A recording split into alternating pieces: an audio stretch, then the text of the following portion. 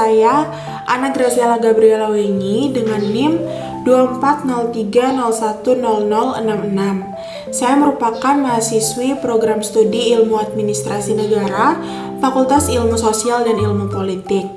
Jadi pada kesempatan kali ini saya akan membuat video mengenai review kasus Pocoleok yang terjadi di Manggarai. Video ini merupakan bentuk pemenuhan tugas mata kuliah Hukum Administrasi Negara yang diampu oleh Pak Raffi Colin.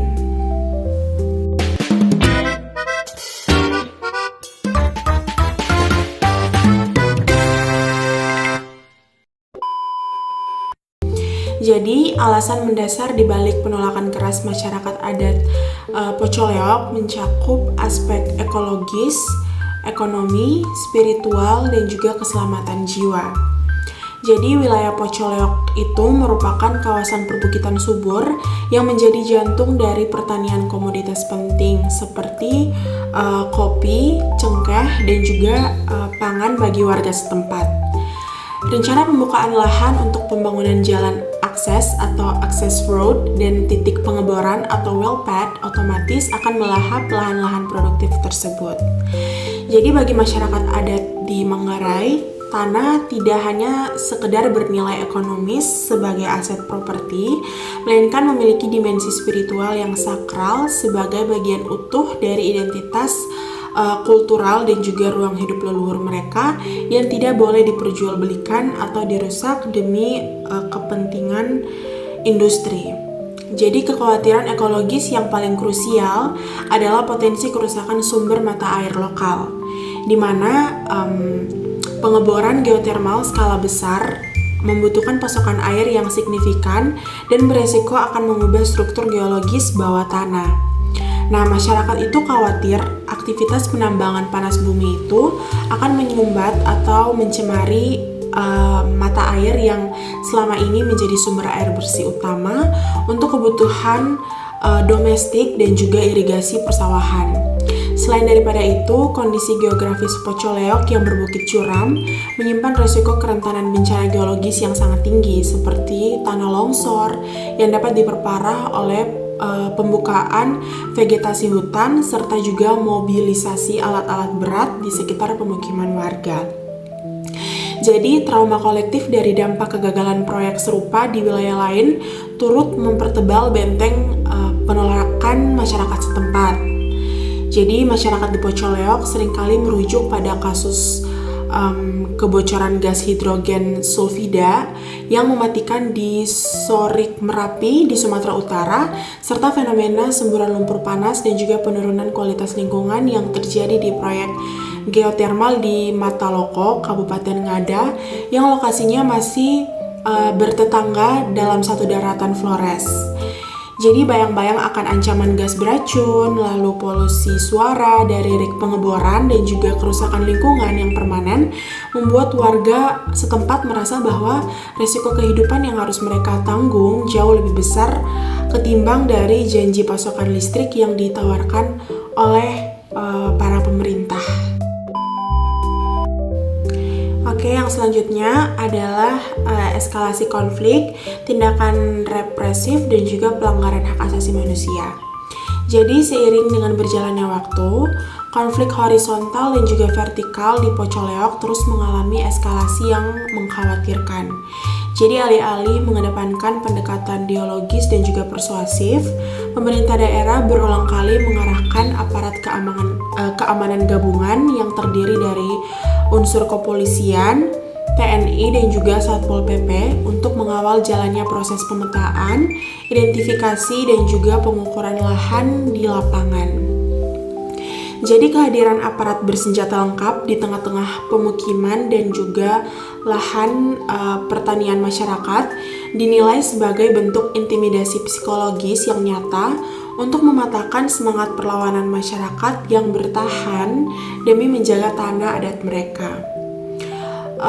Puncak bentrok fisik yang paling disorot publik terjadi pada media Oktober di tahun 2024 ketika tim gabungan dari PLN dan juga pemerintah Kabupaten Manggarai memaksa masuk ke wilayah Pocoleok untuk mengukur lahan untuk pembangunan Welpet D dan juga Welpet I.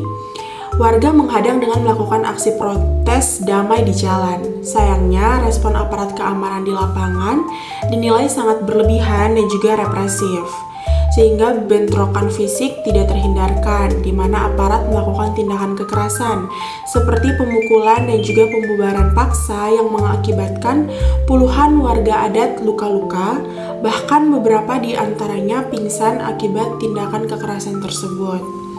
Jadi tidak hanya kekerasan fisik di lapangan, konflik ini juga diwarnai oleh kriminalisasi yang terstruktur terhadap suara-suara kritis.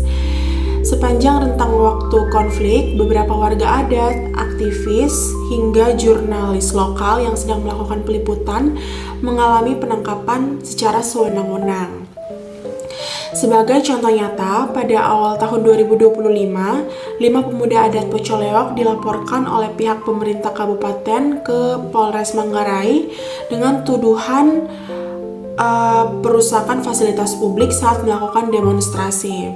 Nah, pola penyelesaian konflik yang menggunakan instrumen hukum dan keamanan ini dikritik keras oleh koalisi masyarakat sipil dan juga lembaga bantuan hukum sebagai bentuk dari pembungkaman demokrasi dan juga pelanggaran hak asasi manusia yang mencederai hak warga negara untuk mempertahankan hak atas ruang hidupnya. Baik, yang terakhir saya akan menjelaskan mengenai posisi terkini, mediasi Komnas HAM dan juga analisis solusi.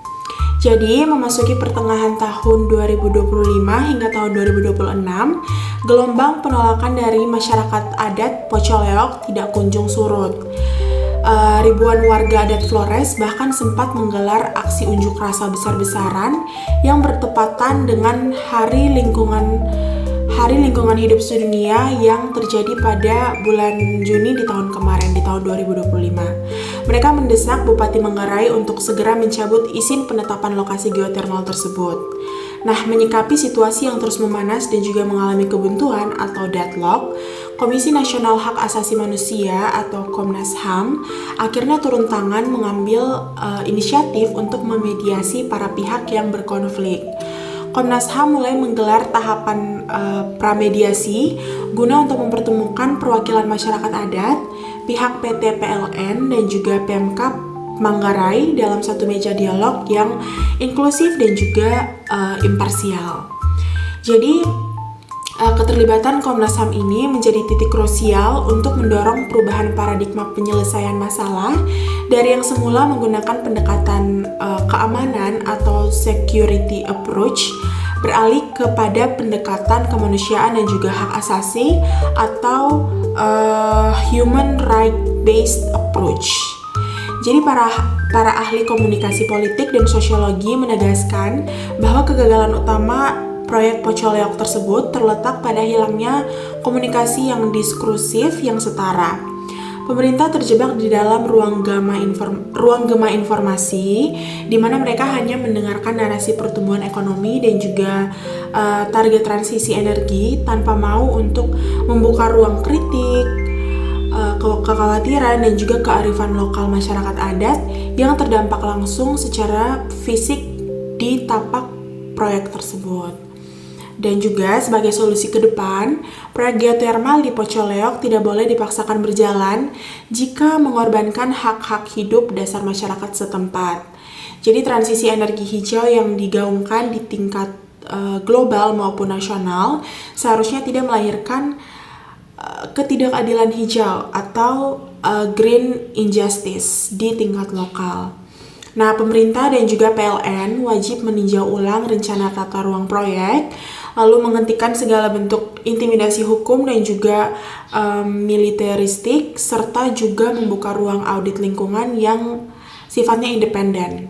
Sehingga masa depan proyek ini sepenuhnya bergantung pada kemauan politik pemerintah untuk menempatkan masyarakat adat bukan lagi sebagai objek pembangunan yang harus disingkirkan, melainkan sebagai subjek berdaulat yang hak atas tanah, budaya, dan juga keselamatannya harus dihormati dan juga dilindungi secara mutlak di bawah payung hukum konstitusi. Baik, sekian review kasus yang dapat saya sampaikan. Mohon maaf apabila ada kesalahan dalam berkata atau tingkah laku saya. Terima kasih dan semoga nilai saya bagus.